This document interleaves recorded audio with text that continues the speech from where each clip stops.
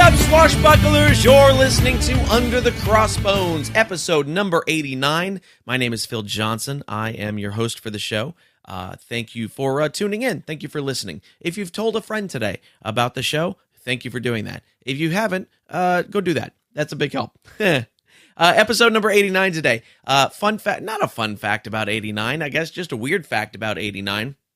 89, the number, the word, is censored on the Chinese internet because it's a reference to the 1989 Tiananmen Square protests. So, I guess you don't find the number 89 on the Chinese internet. I don't know what you want to do when you want to wish Grandpa a happy 89th birthday. I guess you go, he's between 88 and 90 or something. But anyway, that's strange. My guest on the show today, Greg Engel, also known as Oddly Odiferous of Arrr Ink. Arrr Ink, not a tattoo organization, as we will find out during the interview, but it is a comedy pirate troupe. And so we're going to talk a lot about comedy and the different places that comedy gets done and how it gets done in those different places. Really fun interview. I think you're going to dig. He also has a website that we'll talk about during the interview called hireonlypirates.com. And this is a cool thing. Basically, if you need a plumber or an accountant or a music teacher, wink, wink, nudge, nudge, that's me, then you can hire people who are in the pirate scene to come and do those things for you. So it's a kind of a keep it in the family type of business idea. I think it's a really great thing that Greg has put together. So that's hireonlypirates.com. And Arrr Ink, you can find them on Facebook at arrink. Arrr Ink, yeah, facebook.com/Arrr Ink. And there's 3 R's in there, R. That's how many R's can I say in 2 minutes here? Here we go. But it's gonna be a good show. You're gonna have a good time. I had a strange weekend. I went to Fresno on Saturday to perform, and the gig that I had booked, there had been much confusion around this gig because there was the booking contact had changed. Somebody was leaving the business, somebody else was taking over. The show times was up in the air, kind of. Promotion, sketchy. Bottom line is, I showed up and I did this show for about 6 people. 2 of them were paying attention, and they were great. They were drunk, but they were great. And everybody else pretty much ignored me. So it's hard. It was a tough comedy gig to do. But I took my money and I left quickly. But what was better is just before I was leaving the house to drive down there, I got a call from another buddy of mine who said, "Hey, I hear you're going to be in Fresno tonight. My feature act bailed out for an AA event comedy show that I'm putting on." And he said, "Can you come down and do a set?" And I said, "Yeah." And he hooked me up. He, pay, money, hotel room, whatever, which was great because I was going to drive back after my early show, so even better. So after this crummy gig that I did for 6 drunk people, I went to an AA event that had a good solid 200 people in it who were super into it, and they were there to see comedy, and it was fantastic. I opened for a great guy named Steve Wilson from Los Angeles, who, if you haven't seen him, you should definitely check him out. And it was just a fantastic show, and then I got a nice hotel room, and then I drove back in leisure on Sunday morning. So turned out to be a good trip, a more profitable trip, because of the second show, and it was good. So you never know. Sometimes you take the crummy gigs and you're going to get the better gig out of it. That's why we do the crummy gigs, hoping that they will turn into something better. And oftentimes they do. So there's a nice story there. Did you see the Johnny Depp stuff from Disneyland? Yeah, Johnny Depp showed up at Disney. I can't imagine you haven't seen the pictures and the videos and all that kind of stuff. Anyway, apparently Disneyland had him filming a promo of some sort for the new Pirates film coming out in a couple of weeks. And they had him in the ride at Disneyland. And he was talking to the boats as they were going by. And actually, if you watch the user videos, the just regular people made videos on YouTube, they're actually kind of better. Because if you watch the one that Disney put out, it's just like teenage girls screaming, "Johnny,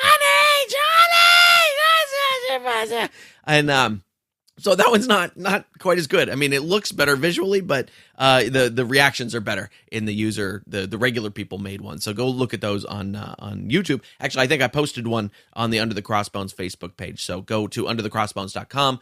No, go to facebook.com/underthecrossbones, and you can see the one that I posted there. That's got a bunch of different regular people made videos of that. So Johnny Depp was in the ride, and he was talking to the boats, doing his Captain Jack shtick, and apparently he got to stay in the Dream Suite, which is nice. If you don't know, the Dream Suite, that is above Pirates of the Caribbean in Disneyland. There's an apartment up there that originally was going to be an apartment for Walt Disney and his family, but he did not live long enough to see that.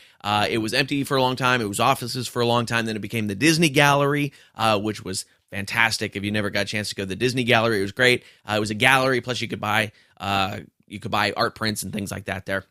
And then they turned it into the Dream Suite, which is this super high-end apartment, hotel room, sort of. I mean, that seems like underselling it a little bit.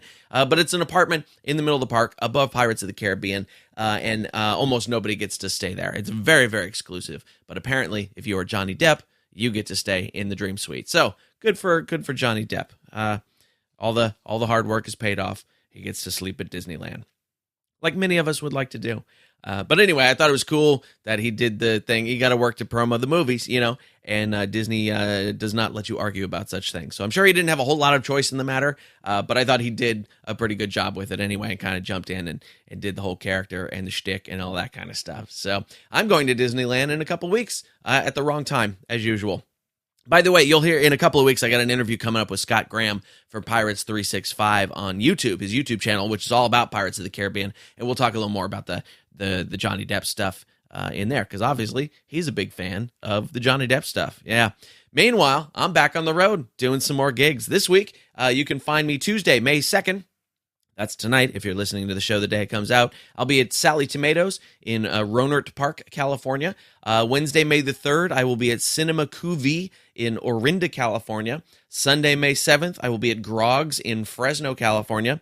Friday and Saturday, May 12th to 13th, I'll be at the Pechanga Casino in Temecula, California. And Thursday, May 25th, I will be at Spice Monkey in Oakland, California. Those are all headlining shows, and they're all going to be a good time, especially Pechanga Casino. I've been trying to get in there for quite a while. It's a nice, fancy casino, and I'm headlining both nights there, so that'll be a kick. Like I said, we're on Facebook. Come join us over on Facebook, facebook.com/underthecrossbones. On Twitter, we are at Under Crossbones. Too many characters. Twitter.com, Under Crossbones. And of course, you can catch all the show notes for this episode at underthecrossbones.com/089. And I've been, I think, getting better and making sure those short links are set up before the episode goes out so that you don't get a 404 page. It's a one-man show around here. Sometimes a step slips through, but I think I've been doing better with that. If you want to support the show, help us keep the show running, that's awesome of you. Go to underthecrossbones.com/support. There's a little PayPal box. You can drop any amount of money that you think is appropriate into that PayPal box. If you don't want to give me money directly, that's fine. You can click the little Amazon banner. Bunner? What's a bunner? I don't know what a bunner is. The Amazon button will work better than the Amazon banner. Click the Amazon banner. Oh, banner. Button, banner, bunner. See, I figured out what I did. That's dumb. Click the Amazon banner, buy yourself something nice at Amazon, and Amazon kicks me back a few shekels, and that's help keeps things going. And a bunch of you have done that, so thank you very much for doing that. You can also, if you just click that banner and bookmark it, that works too. Then you don't have to remember to come to Under the Crossbones every time. You can just click your bookmark, and I still get the credit for it. That's all good. If you want to be a sponsor of the show, that's quick and cheap and easy. Give me a buzz from the support page. Again, that's underthecrossbones.com/support. Okay, you ready to get into the interview? I am. Let's do this. We're going to talk to Greg Engel, a.k.a. Oddly Odiferous from Arrr Ink. Check it. So you are a part of Arrr Ink, which is a pirate comedy group, which I'm fascinated by because I'm a comedian myself. And I have to say the first thing that presented a problem to me was remembering how many R's there are in R to find you guys on Facebook. Yeah, we have the same problem. So the acronym is Acme, Rogue, and Ruffian Recruiters. Got it. Ink with a K. With a K because we never incorporated. I see. Okay. See, when I first saw your page, I was like, ooh, it's like pirate tattoos or something. And then I was like, nope, not pirate tattoos. So tell me a little bit about the group and what you guys do. Certainly. So we do a stage act. There's 6 of us. And it's, altered a little bit over time because some of the group is our children and, they move on to other things in life. Uh-huh. We had actually started off at going to Bay Area Renaissance Festival here in, at the time it was in Largo. Now it's over in Tampa. Okay. And God, we've gone for, 30 some odd years. And, the last day is always kind of tearsy and everybody leaving. And we'd made the comment, boy, we would sure like to get more involved. Uh-huh. So they had a medieval fair they were doing for charity in like a month, and they invited us to come down and be a part of that. And that was very exciting to us. It's kind of like, your heroes, as far as performers, having the chance to go perform with them. Nice. The unfortunate thing was that particular weekend, a officer who had shot a black kid was up for trial and let off because he was not at fault, and it caused riots all over the area. Uh-huh. So the only people at the festival were the cast. Oh, jeez. The only saving grace was it was put on by the police benevolent group, so there were as many cops as cast members hanging out. Oh, good. Cops and pirates, always a good combination. Yeah, always a good combo. But it gave us the taste and got us started. Now, how long ago is that? Oh, my God. That was 12 years ago. Oh, okay. Great. So that got us going. And the Pirates was kind of the more exciting. And Pirates of the Caribbean were coming out in that area. Uh-huh. And, so Pirates were pretty big. So we started off doing, pretty much any event we could find. Uh-huh. The big one for us was down at John's Pass, the John Levesque days. Okay. And for, number of years, we went down and, performed and, just had a blast. And one year the promoter said to us, "Why are you not going out and getting paid to do this?" And we kind of looked at each other and went, "Well, I don't know. That's a very good question."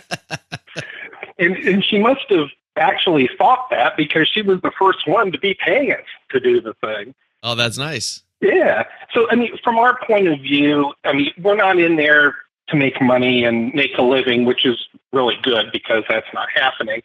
But we really view it as a family thing to do together. And, we make enough money to kind of pay for it. So if you have a hobby that costs you nothing, you go out and you make people laugh. Does it get any better than that? I know a lot of comedians that would agree with that same thing, except we do try to make a profit once in a while. Well, it's nice, at least cover the bar tab. That's right. Exactly. So now you said it's a family thing. Who all is in the group? So it's myself, my wife, Eileen, Uh-huh. My sister, Sandy, and my brother-in-law, Gene. Nice. At one point, my nephew was in as well, and my younger daughter. Okay, that's great. At this stage, it's really the, four of us, but it's just so nice. We have so much fun, practicing together, going out and performing together. It's just a fantastic thing. Now, were you a piratey kid as a youngin'? Were you into this kind of stuff, or did it kind of creep up on you in later days? Yeah, no, funny, not really the pirate thing. Mm-hmm. All through high school, I was very involved in theater. Okay. Don't ask me how, but somehow I moved from there to being a computer programmer. So, There's more money in computer programming. Well, yeah, exactly. Life just takes its twist. Yeah, and, the other thing that we found was we met various pirating groups, and their approach tended to be, the mean, toothless, nasty pirate. Right. And that's fine for the adults, but the kids, it's a little more frightening. Sure. Everything for them is real. Uh-huh. What do we call this? Suspending disbelief. Right. We are pirates.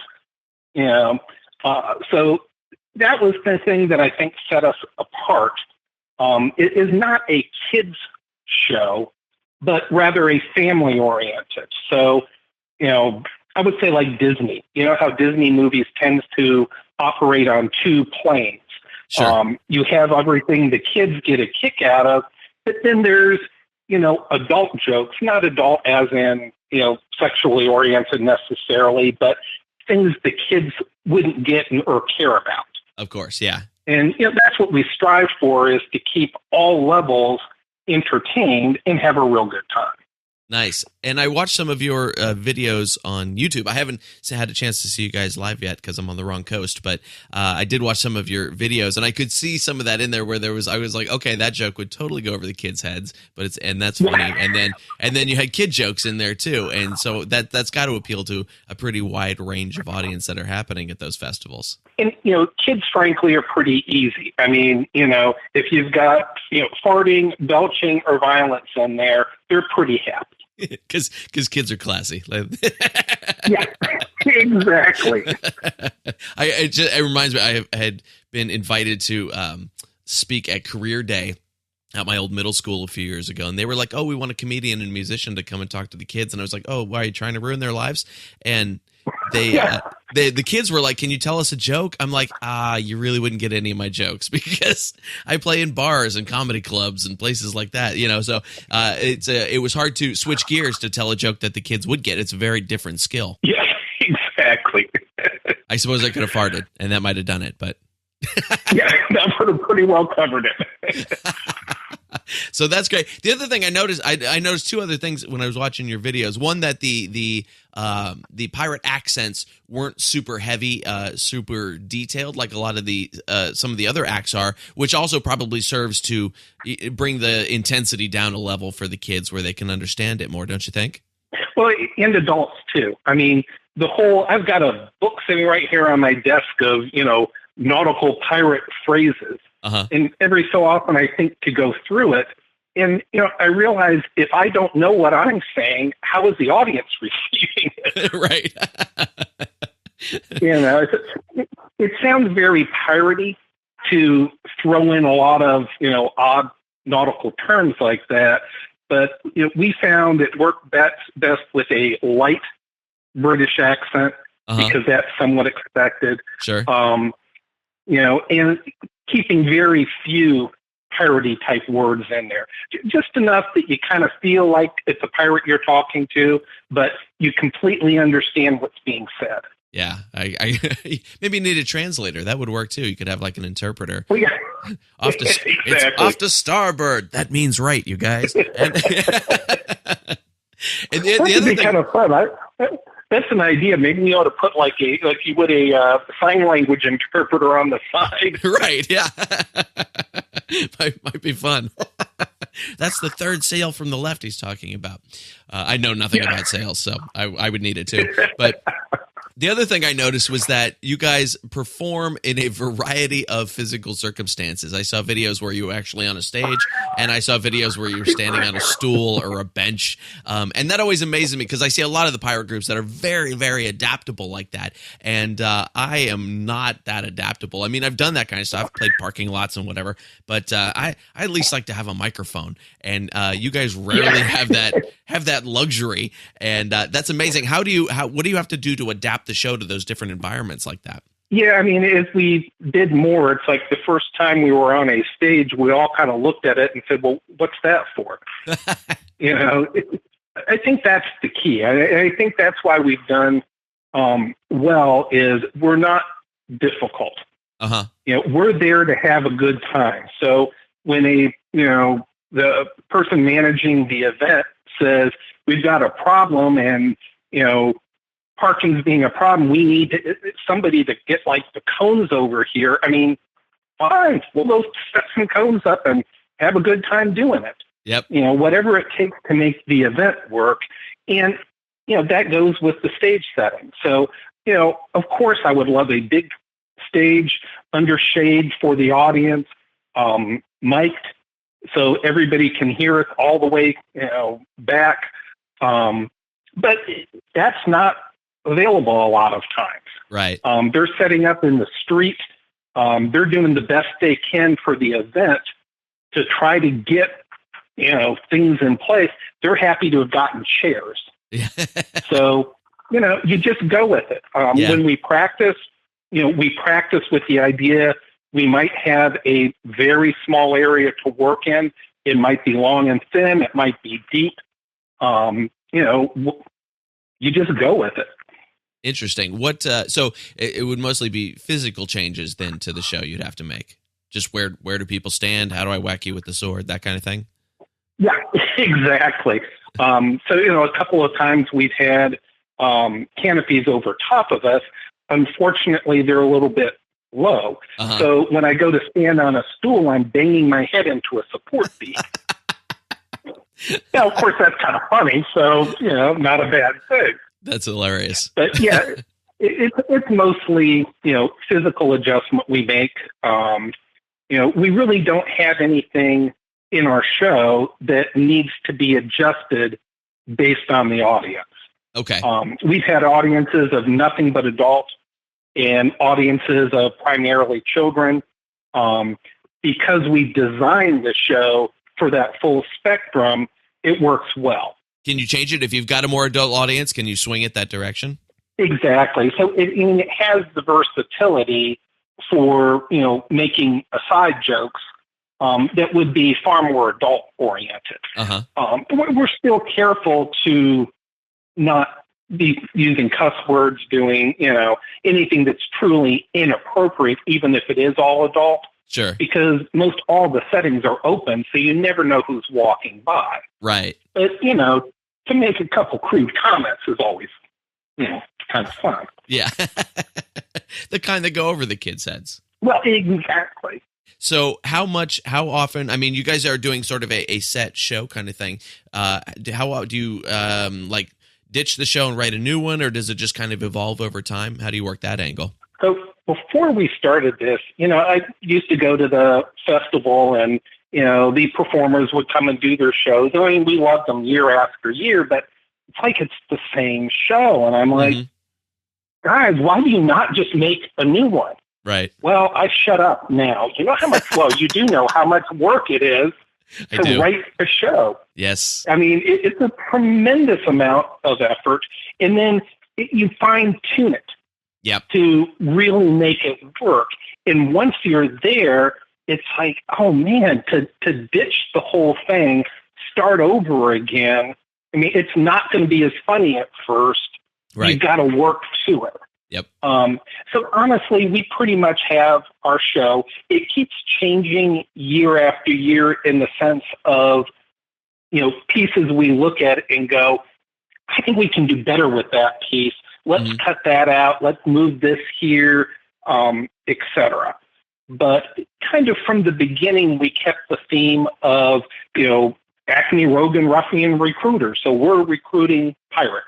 Right. Our initial show was Dead Tom is Dead, stealing Dead Tom from the Muppet Pirate movie. Okay. And, it was how Tom had gotten murdered and all the various possibilities to it. But it started off as, being in a pirate union meeting. Okay. So that's been kind of the theme is come join the pirate union. All right. So, we've got multiple unions, and that's kind of the aim is get people to join the unions. Okay. Yeah, that seems like a pretty open-ended kind of theme you could do a lot with. Well, exactly. So when it comes to street work, which, we love playing in the lanes as well. I mean, I know it's us saying it about ourselves, but we're like the hardest working group. I would much rather be playing than, sitting in a green room somewhere and relaxing. Of course. It's just too much fun. So we all have our shtick in the lane. Okay. Generally, we will break up to cover more area. It's dual purpose, entertaining and driving, people to come see our shows. Right, sure. And that's going to be at least partly improvised, that kind of stuff, right? Oh, yeah. Yeah. Very much. We just love doing the improv. And, it starts with core sticks. So, that's where the unions are kind of nice. Currently, the thing I've been doing is my carrot Lulu and it's part of the show too, the disappearance of Lulu. She was handed over to Queasy, our cook, to watch her in the morning, and he said she just flew off and we haven't seen her since. So obviously Queasy the cook taking care of the parrot is an immediate setup for trouble. Sure, yeah. So I'm out looking for Lulu. Meanwhile, Arabella, that's my sister Sandy, has feathers she's wandering around with and giving them to the kids. Okay. And she tells them to bring it over to me that they found the feather. So this allows me to tell the whole story of Lulu, how she flew off and disappeared. You know, they bring me the feather. They think they really helped. I mean, it's great. Then they come see the show and they hear, you know, what happened to Lulu and the whole process. So it becomes a nice story going on. Yeah, yeah. And I saw a little bit of video of that bit, just the end of it, and the gluten-free joke made me laugh. I won't give it away, but it was funny. Yeah. Probably my favorite story on that is, so, you know, Arabella is giving out these feathers all during the day. They bring them to me, etc. We had this one kid that saw the first show, and, I mean, he was determined to find Lulu. Okay. Probably about halfway through the day, he was with his grandmother. She brought him by and said, he won't do anything else. He won't see anything, eat, do anything except look for Lulu. Hilarious. I'm like, oh, this is a bit much. But later in the afternoon, he comes over and brings me a feather. And I'm like, oh, where did you find it? Maybe it's a clue to Lulu, etc. And he wanders off.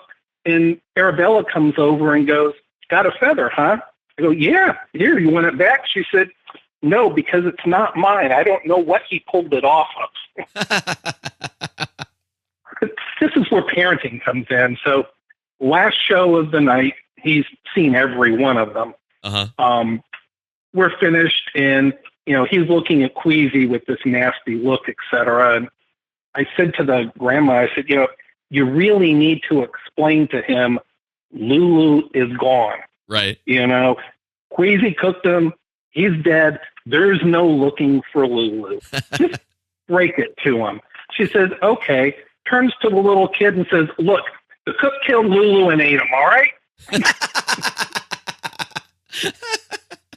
That was gentle and well put. Exactly. By the way, there's no Santa Claus. Well, yeah, let's just head down that whole line. Oh my God, that's funny. So you got, how many shows a day, like stage shows, are you doing around the Lane stuff?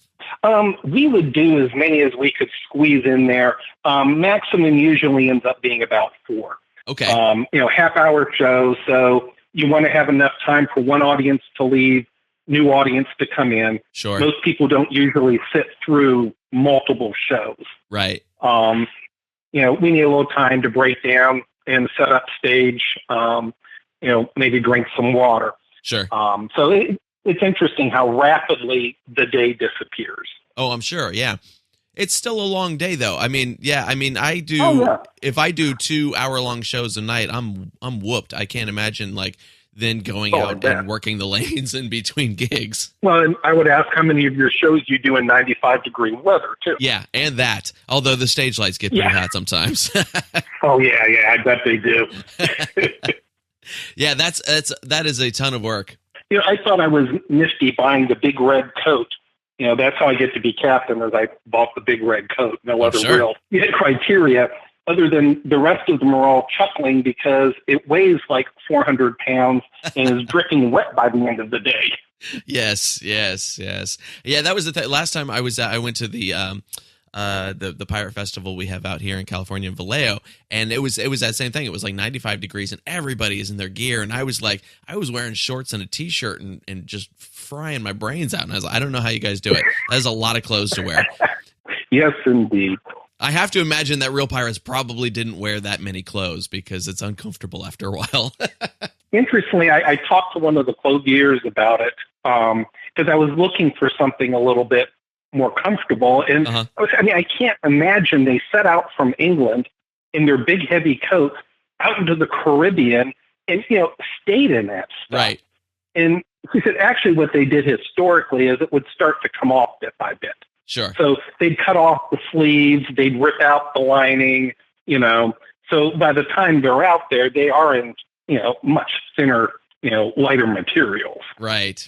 Yeah. And that's always a concern for anytime you're doing anything on stage. You want something that isn't going to be like, I'm looking for a leather jacket to wear on stage right now, and I'm looking for the cheapest, thinnest, crappiest leather jacket I can possibly find. Exactly. That's where you compromise. I mean, the red jacket says pirate immediately. Sure. I used to carry a, metal cutlass. Uh-huh. But I found I actually had an indentation in my shoulder where the, strap held it just from its weight. Oh, and sure. Nobody could care less about the cutlass. I mean, it didn't say anything with or without it. So that went to the wayside. So you do learn to make choices. Yeah, absolutely. I noticed in your show you have those little flimsy swords, which are hilarious, but they make a ting, ting, ting sound. Do those actually make a ting, ting, ting sound when you hit them together? You've seen Monty Python and the Holy Grail, correct? Yeah. Oh, sure. Yeah.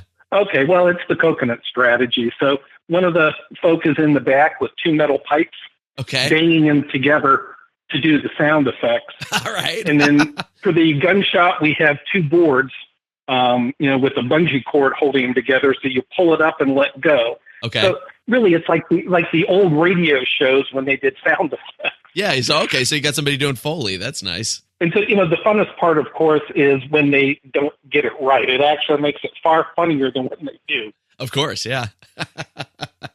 Yeah, because I was looking at, I'm like, oh, maybe there's a sound chip that's pressure activated or something. I was all technical, right? Because computers, and but yeah, Foley. That's much cheaper and easier.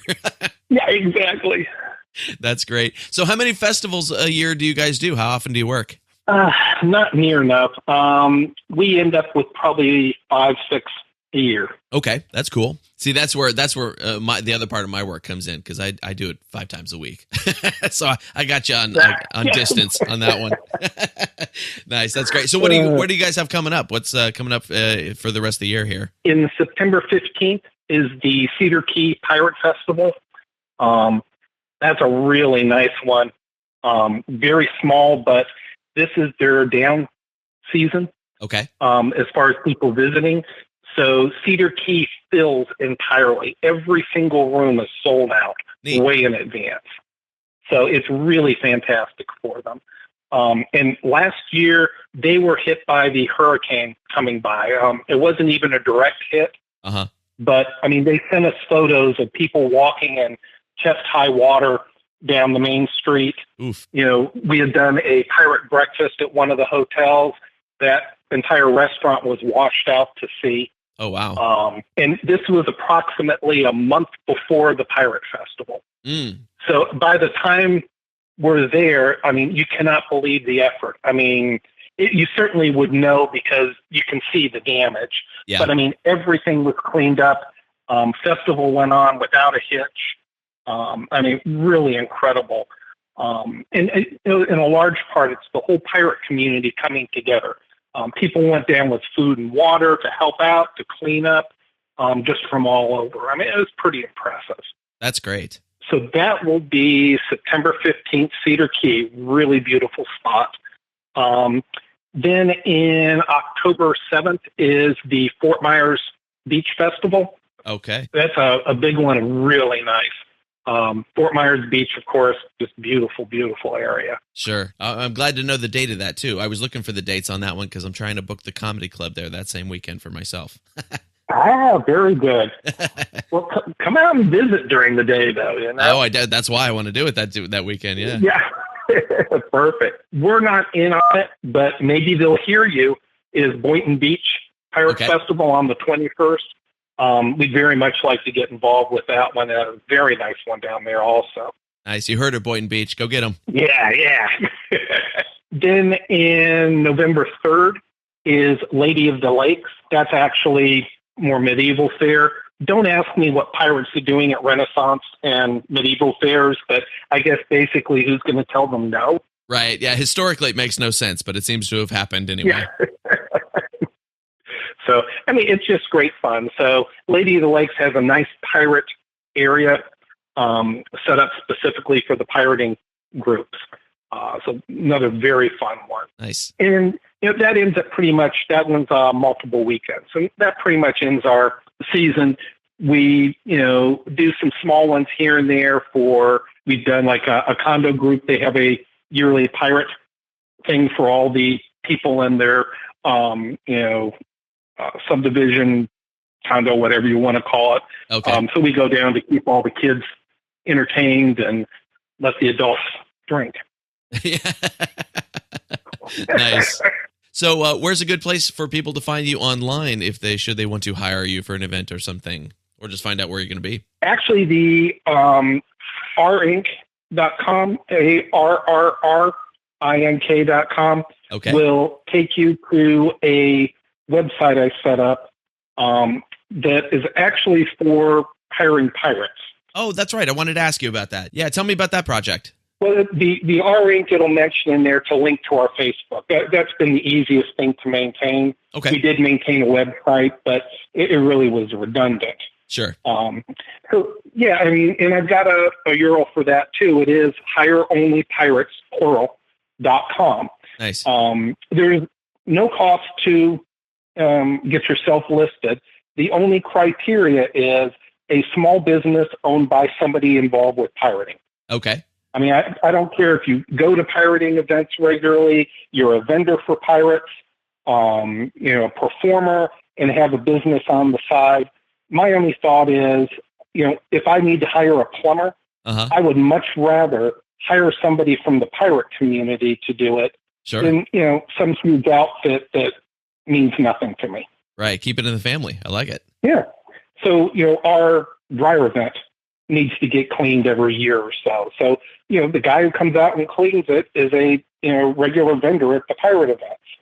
And, it makes me feel great that I'm helping to support him. So, he can move from the real world to the pirate world and, be there as a vendor to make it all the better for patrons attending. Nice. Yeah, that's great. That's great. So that's hireonlypirates.com, pirates plural. And I'm going to make sure I get all that in the show notes. I'm also going to make sure I get myself listed on there.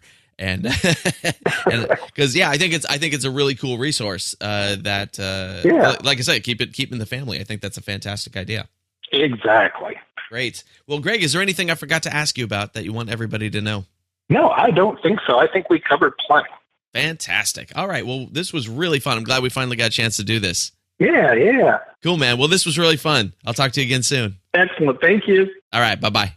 And there it is, friends. That is my interview with Greg Engel, a.k.a. Oddly Odiferous from Arrr Ink. And, of course, you can find them on Facebook.com/Arrr Ink. And that's R with 3 R's, ARRR Ink, INK. Nothing about it is spelled right or spelled easily. Anyway, I'll link it up in the show notes. It'll be there. And, of course, go check out hireonlypirates.com, which I think is a super cool project, and we should all be taking advantage of that, right? If we need something done, keep it in the family, man. I need a handyman. If there are any pirate handymen here in Northern California, I got some things that need to be done. I got some water damage on the house that could be fixed. That would be nice. Anyway, so that's all good. Hey, there's a bunch of festivals and things coming up, pirate festivals. For instance, May the 2nd is Scurvy Awareness Day. Did you know that's a thing? I didn't know that was a thing. Scurvy Awareness Day. Apparently, it's still a problem in some places. So you can find out more about that one by going to limestrong.com. That's lime, like the fruit, Lime. Go to limestrong.com and you can find out about Scurvy Awareness Day, which is May 2nd. Also, May 2nd is the Blackbeard's Ball in St. Augustine, Florida.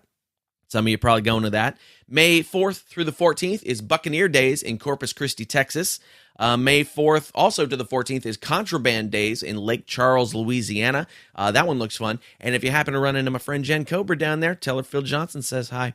Jen lives there. Very funny comedian if you haven't seen her. And May 6 to 7 is Pirate Fest in Lake Fairfax, Virginia.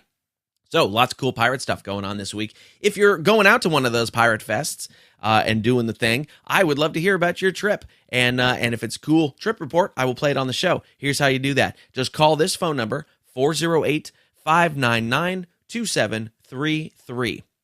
Again, that's 408-599-2733. Just leave me a voicemail there with your trip report from any of these plethora of fantastic festivals happening. And if it sounds good and it sounds interesting, I will play it on the show. Deal? Deal. All right. Let's see what else we got today. I told you where to find Greg. All right. Under the Crossbones today is sponsored by Pirate Radio of the Treasure Coast. That's WKKC-DB. And they are playing the best music and pirate radio talk on there. And you can listen to Under the Crossbones on both their stations. So there's the Pirate Radio of the TreasureCoast.com, and then there's PirateRadioTC.com. They'll all get you there. And they also have some apps. Don't forget to download the apps. There's Pirate Radio Treasure Coast, which is the music station, and Pirate Radio Talk, which is the talk station. Not only can you hear Under the Crossbones on there, they're going to start playing some of my music on there as well. So you might hear, if you hear some Phil Johnson and Roadside Attraction on Pirate Radio of the Treasure Coast, don't be surprised. Just turn it up and rock, man. Yeah. I got something else. If you would help me do me a little favor here, I got a survey that I need you to fill out.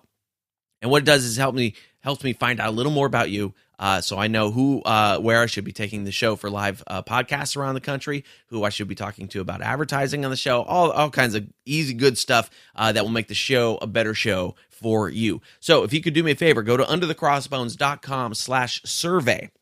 It is a tiny little survey. It's like 7 questions. Take you a minute to fill it out and will be a giant help to me. Okay? I appreciate you doing that.